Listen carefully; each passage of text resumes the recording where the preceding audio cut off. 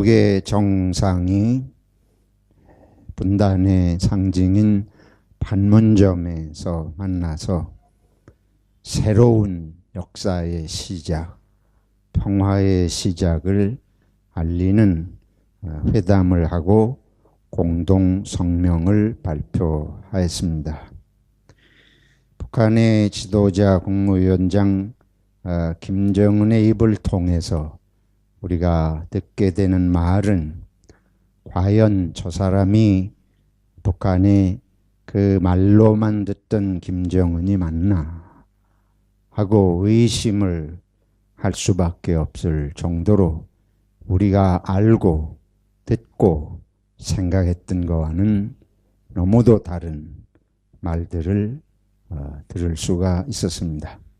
우리가 서로 마음을 합치고 힘을 모으면 불신과 대결의 종지부를 찍고 이런 표현들을 상상을 할 수가 없었던 그런 말들이 옳습니다.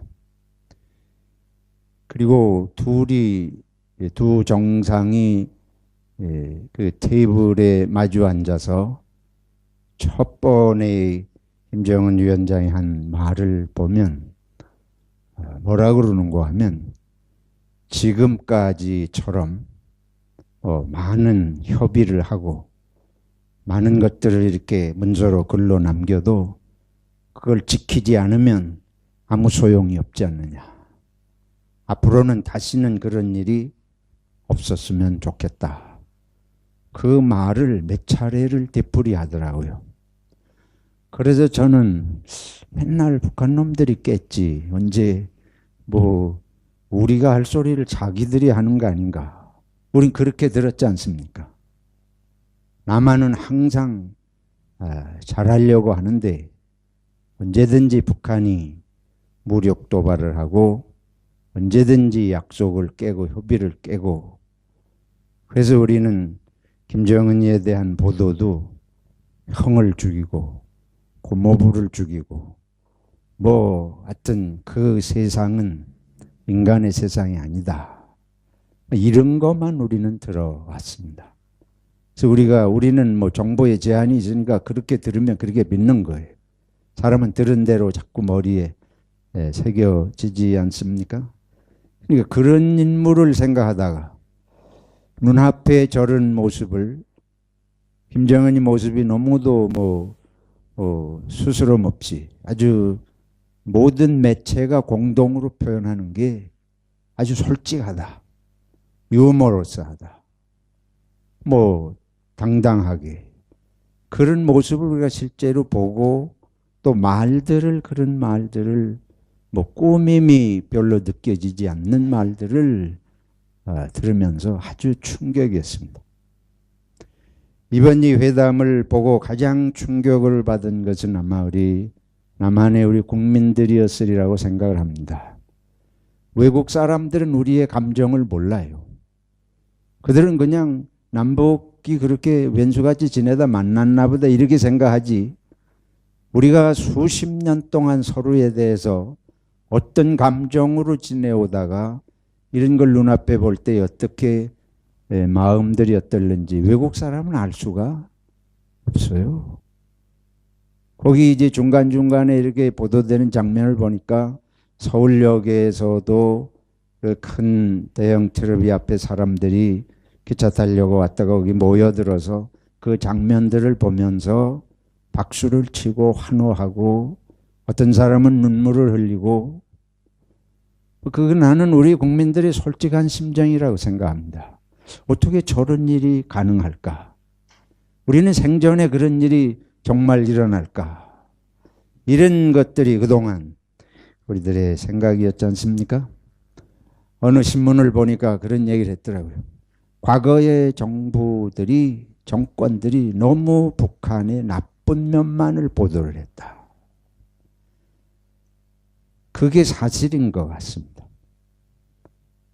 이 정치적으로 이용하기 위해서 서로를 너무 적대적으로 나쁜 것만을 계속 주입하니까 양쪽의 국민들은 백성들은 서로를 원수로밖에 생각할 수 없는 이런 세뇌를 당한 면이 없지 않아 있다. 이렇게 생각을 해 보게 됩니다. 권력을 움켜쥐고 정치를 하는 사람들은 객관적이지 못합니다. 이 사람들은 항상 자기 권력을 위해서 유리한 것만 자꾸 이용하잖아요.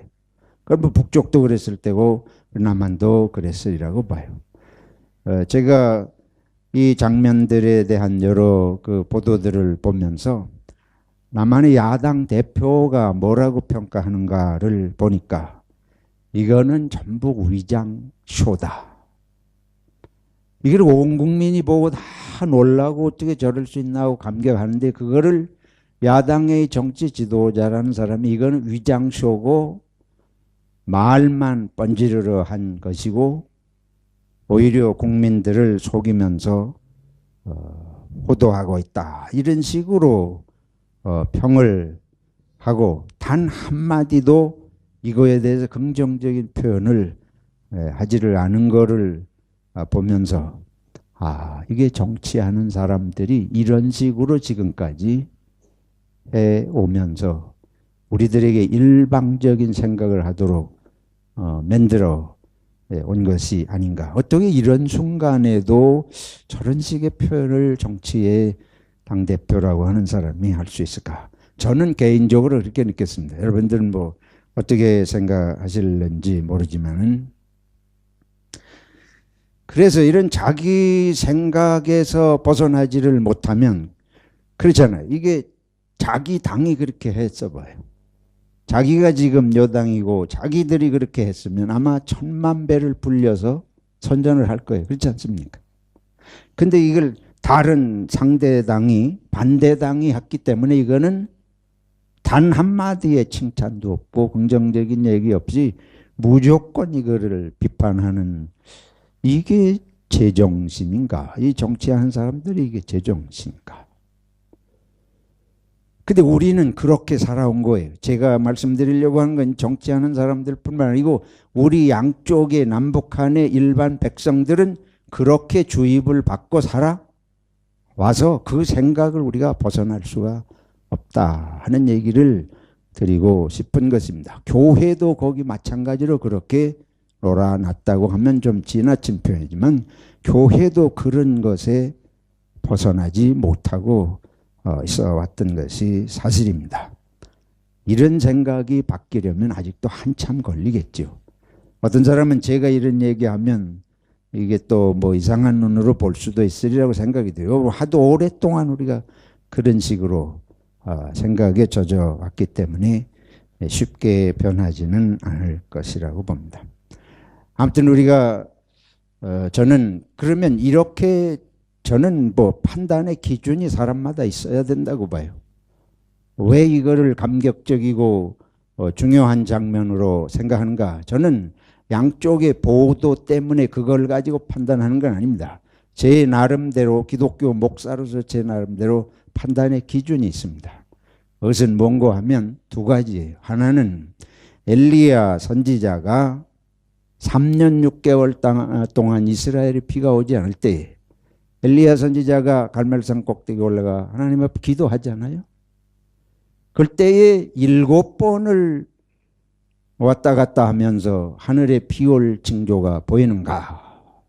기도를 하고 다시 하늘을 보고 기도를 하고 다시 하늘을 보고 그렇게 하기를 7번. 근데 하늘에 7번째에 손바닥만한 뭐가 나타나요? 구름이 나타나요. 그거를 보고 엘리야 선지자는 하나님께서 무엇을 주실 것이다? 비를 주실 것이다.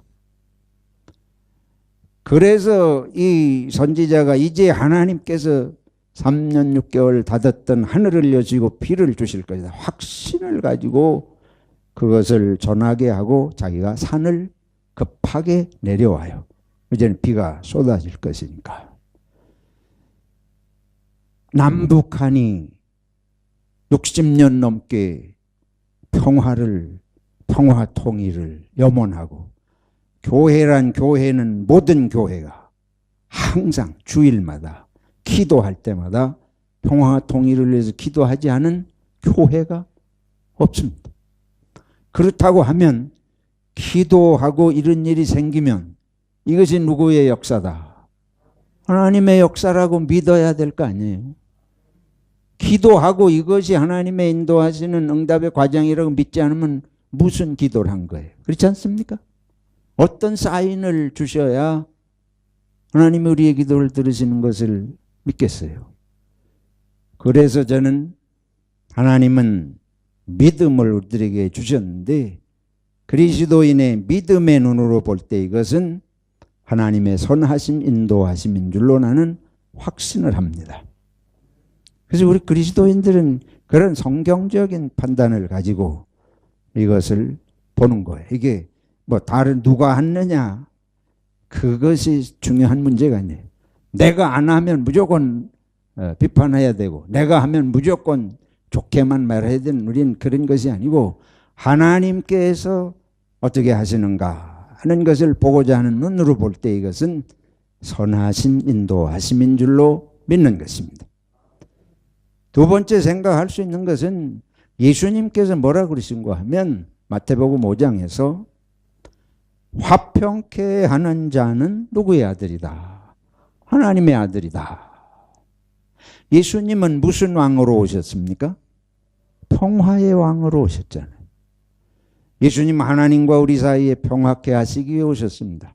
인간과 인간 사이에 만물 사이에 화해를 위해서 평화를 위해서 예수님이 오셨습니다. 모든 평화를 향한 발걸음은 하나님의 뜻에 합당한 것인 줄로 믿습니다. 이것이 평화를 향한 거 아니에요? 뭐 이것이 위장쇼다. 그거는 나중에 두고 봐야 할 일일지 모르지만은 우선 이런 일 자체가 이런 게 있을 수 없었던 일이 발생했는데 그걸 놓고 또 뭐 미리 앞서서 위장인이었더니 할 일, 그거는 아무 도움이 되지 않습니다. 평화를 희망하지 않고 이런 일을 어떻게 하겠어요? 아무리 위장을 한다 그래도. 그래서 이것은 평화를 지향해서 일어나는 사건이기 때문에 누구를 통해서 어떻게 역사하든 이 속에는 하나님의 역사가 있고 그리스도인으로서 이것을 기쁘게 환영해야 할 일인 줄로 믿습니다. 그런데 기독교 교회가 이거를 보고 성명서 하나를 발표하지 않아요. 한국 기독교가. 병들은 것입니다. 한국 기독교가 하나님이 지금 역사하시는 것을 보는 눈을 상실한 증거예요. 보수니 진보니 뭐 이런 진영 논리에 빠져가지고 그동안 비판해오던 것을 어떻게 돌이켜서 갑자기 칭찬하고 이런 걸 못해요. 그게 죽은 거지 산 거예요. 하나님께서 우리 가운데 역사하셔도 우리가 하나님의 역사를 받아들이지 않는 거예요. 이스라엘 백성들이 바벨론 포로에서 돌아올 때에 고레스 왕이 이방인의 왕을 통해서 하나님께서 그 역사를 이루십니다. 하나님께서 하시는 일은 꼭 나를 통해서만 하시는 것은 아니에요. 하나님은 그 뜻을 이루기 위해서 무엇이든지 역사하시고 주관하실 수 있으신 하나님이십니다.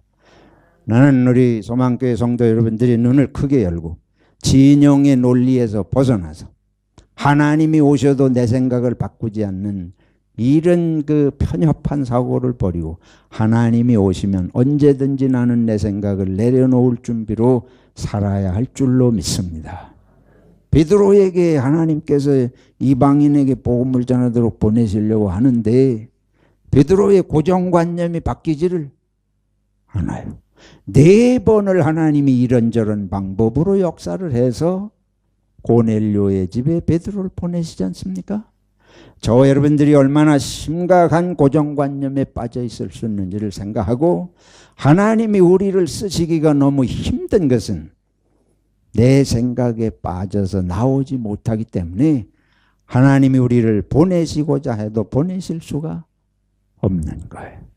그래서 하나님께서 이렇게 역사하실 때 우리가 눈을 열고 우리가 잘못 생각했다.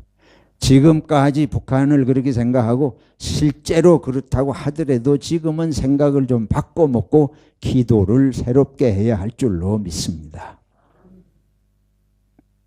오늘 여기 빌립에 대한 이야기가 나와요. 빌립은 초대교회 7집사의 한 사람입니다. 하나님께서 빌립을 환상 중에 부르셔요. 그리고는 가사로 가라. 가사에 어디까지 가라. 오늘 우리 여기 사도행전 8장 26절 이하에 같이 보신 말씀 아니에요? 그래서 예수님께서 부활하신 주님의 영이 이 빌립을 인도하는 대로 지시하시는 대로 빌립이 가요. 주의 사자가 빌립에게 말하여 이르되 일어나서 남쪽으로 향하여 예루살렘에서 가사로 내려가는 길까지 가라. 그 길은 광야라. 그래서 지시하시는 대로 갔어요. 가서 보니까 에티오피아 사람이 거기 있는 거예요. 아프리카 사람이에요. 근데 그 사람이 에티오피아 여왕 간다게의 모든 국고를 맡은 관리인 넷이라.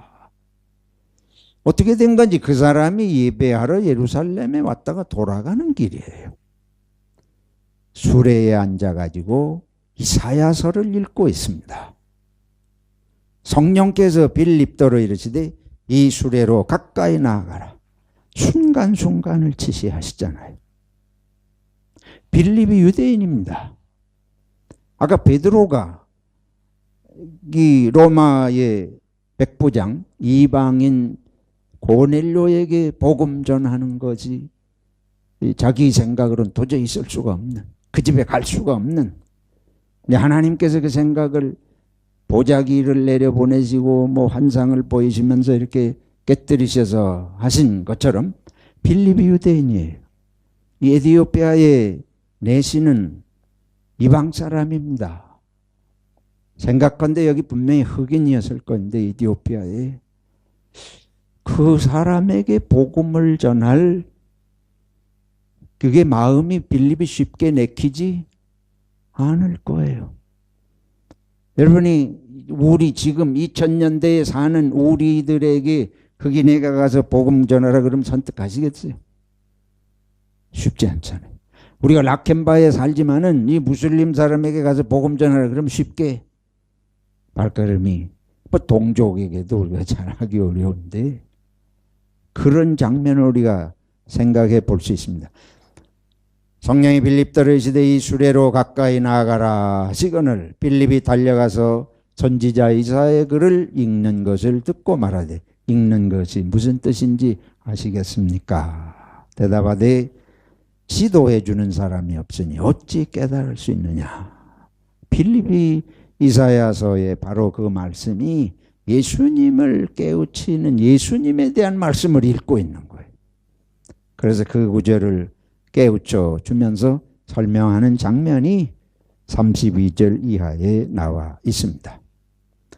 이 빌립 집사의 설명을 잘 듣고 그 내시가 빌립에게 말하되 청컨대 내가 묻노니 선지자가 이 말한 것이 누구를 말하는 것이냐. 빌립이 입을 열어 이 글에서 시작하여 예수를 가르쳐 복음을 전하니 길 가다가 물 있는 곳에 이르러 그 내시가 말하되 보라. 이 내시가 마음이 열렸어요. 어떻게 하는가 하면 마음을 열고 지금 들은 거예요.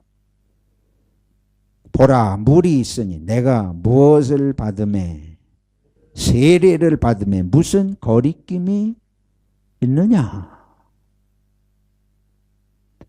여러분 이렇게 한 번에 전도받고 그 자리에서 그 가르쳐 주는 거를 받아들이고 그 자리에서 세례 받겠다고 이게 쉬운 일이 아니잖아요. 하나님의 놀라운 역사예요. 이 말씀이 오늘 우리가 읽은 요한복음 15장과 연관해서 주어지는 것은 닫힌 마음으로는 하나님의 삶을 살 수가 없습니다. 하나님께서 말씀하시면 어느 때든지 갈 수 있고 하나님이 역사하시면 언제든지 그 말씀에 응답할 수 있는 것이 소중함을 이 장면은 우리들에게 일깨워 주고 있습니다. 예수님께서 하는 말씀은 뭐예요? 오늘 요한복음 15장의 말씀은 나는 참 포도나무요 내 아버지는 농부라. 그러면서 너희는 내 안에 거하라. 살아라는 거예요. 내 안에 거하라. 나도 너희 안에 거하리라.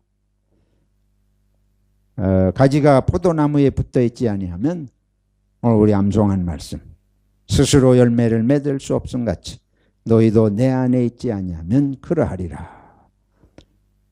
주님께서 원하시는 것은 그냥 밖에서 서로 적당한 관계가 아니고 아주 서로 안에 들어가 주님이 우리 안에 우리가 주님 안에 그렇게 살자고 하는 말씀을 하시는 것입니다. 이것이 평화의 지름길입니다. 이것이 참 인간의 행복의 지름길이고 이것이 되지 않으면 인간은 행복할 수 없어요. 남북한이 지금 이렇게 오는 것이 무엇이에요? 마음이 하나 되지 않기 때문에 서로 믿을 수 없어요. 뭐 아무리 남한이 잘 살아도 아무리 북한이 잘 살아도 행복하지 못해요. 서로 생각하면 항상 마음이 불안해요. 뭐 4월에 전쟁이 일어날 것이다. 전쟁이 일어날 것이 늘 불안해요. 예언한다는 사람들은 평화가 오겠다고 예언한 사람은 한 사람도 없습니다. 그동안. 전부 뭐를 예언하는가 하면 전쟁이 일어날 거라고 예언을 해요. 작년에도 홍무식의 전도사라는 사람이 뭐 12월에 전쟁이 일어날 것이다. 이러고는 북한하고 남한하고 땅굴이 뭐 전국에 뻗쳐서 어떻게 되고 이런 불안을 조성하고는 그 여자가 예언한다고 하니까 그 말 듣고서 전부 어디로 도망갔는가 하면 LA로 다 도망간 거예요. 짐 싸들고 한국에서. 한국은 하여튼 예언했다 그러면 정신 못 차려요. 그 실제로 일어난 일입니다. 공군의 장성 출신이 거기 동조를 해가지고 한무신기 장군 출신이 같이 해가지고 뭐 그거를 대단한 하늘로부터 온 계시인 줄로 이렇게 선전을 하거든요. 전부 예언을 하면 나쁜 것만 예언. 근데 나쁜 거 예언하는 대장은 무당이에요. 사탄은 좋은 걸 예언하는 적이 없습니다. 항상 망한다는 얘기. 그런 얘기는 듣지 마시기 바랍니다. 주님께서 우리들에게 사람에게 참 우리들의 평화의 길은 하나가 되는 거예요. 마음이. 특별히 하나님이 우리를 사랑하시기 때문에 이 말씀을 하시는데 우리는 문제가 하나님이 사랑하시는가? 그게 문제잖아요. 하나님이 나를 사랑하시나? 우리들이 이게 제일 큰 고민이에요. 사람 사이도 그러잖아요. 저 사람이 나를 좋아하나? 저 사람이 나를 사랑하나? 항상 그게 문제예요.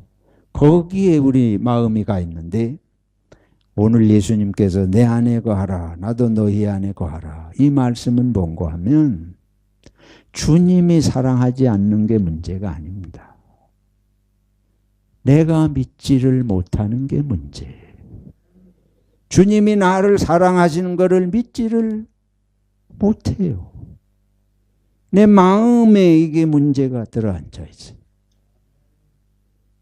그래서 예수님께서 안타까워서 자꾸 이 말씀을 하시는 거예요. 내 안에 거하라. 나도 너희 안에 거하리라. 그러면서 뭐라고 그러시는가 하면 내 안에 거하면 열매를 많이 맺을 수 있다.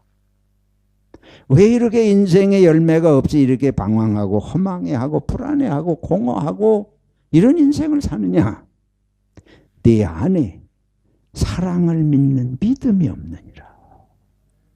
세상이 너를 불행하게 해주는 것이 아니고 세상이 너의 삶에 열매가 없도록 세상이 온통 방해를 해서 하는 것이 아니라 내 마음 속에 하나님을 믿지 못하고 이 세상을 믿지 못하고 그를 홀로 외로운 외딴 섬처럼 고독자처럼 홀로 서 있기 때문에 무슨 일을 해도 마음에 평화가 없어요.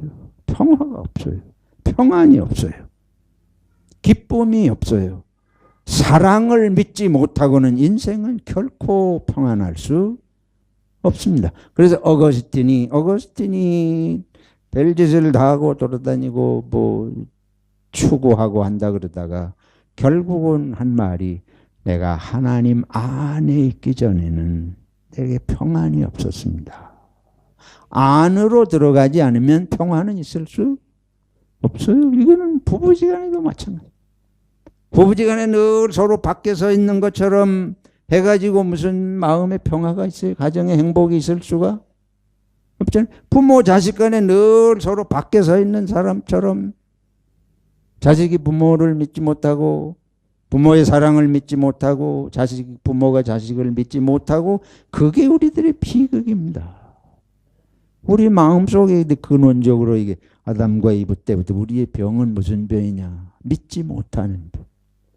하나님의 말씀을 믿지를 못하고, 하나님이 사랑하신다고 사랑하시기 때문에 주신 말씀인데 사탄이 와가지고 그게 아니고 하나님이 나쁜 뜻으로 그러신다 이러고 사탄이 집어넣으니까 그때부터 우리 속에는 자꾸만 하나님도 믿지 못하는 이런 마음이 들어와서 아무도 내 옆에, 가만히 생각해 봅시다. 여러분 인생을 맡길 만한 사람이 여러분 주위에 있습니까? 쉽게 생각해 보죠. 내게 가장 깊은 비밀을 말할 사람이 있습니까 지금?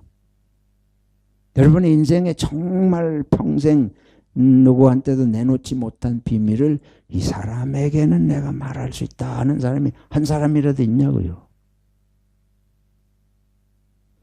예수님께서 지금 내 안에 거하라는 말씀은 나는 그 말씀인 줄로 믿습니다.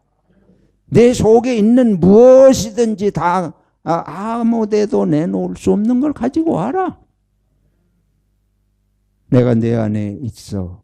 내 안에 살리라. 그 말은 우리는 조금 하다가 이상하면 끊으려고 그러잖아요. 끊어. 멀리 가야 돼.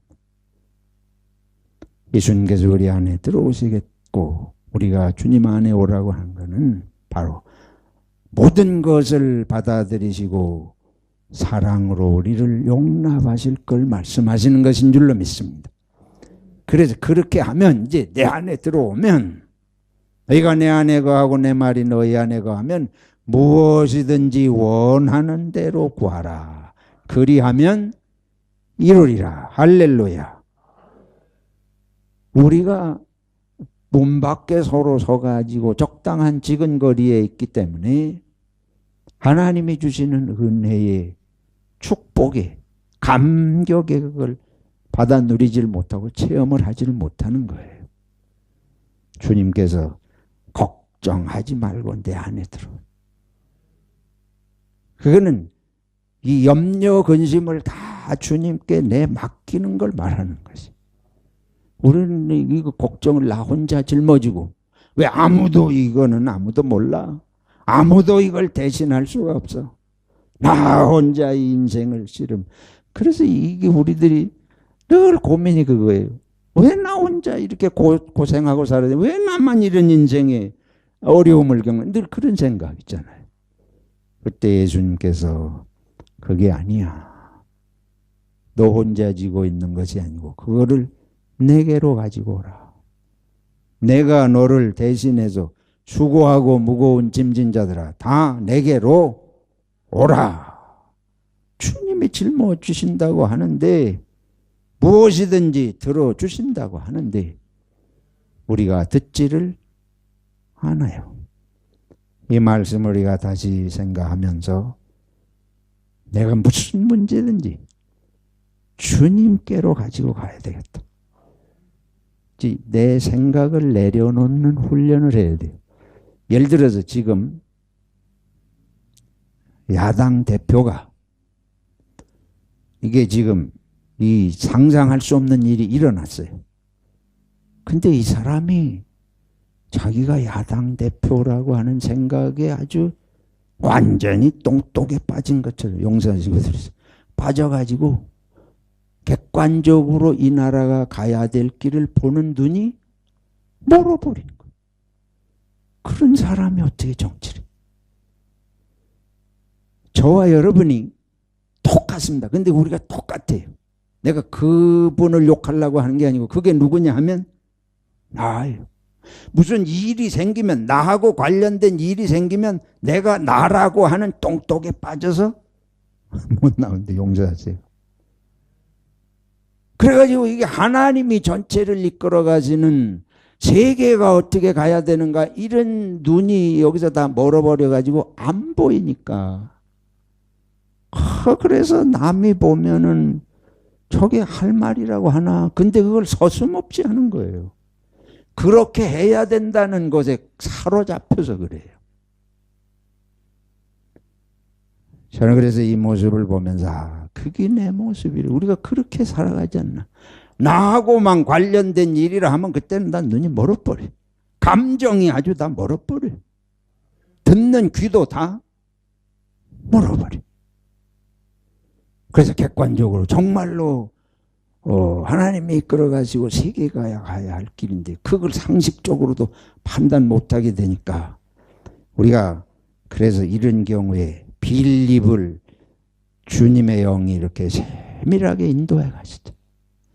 그거 빌립이 주님의 영이 그거를 지시하시지 않으면 빌립이 평생에 한 번 그렇게 하겠습니까? 평생에 한 번 흑인에게 가서 그렇게 모르는 사람에게 가서 하겠냐고요.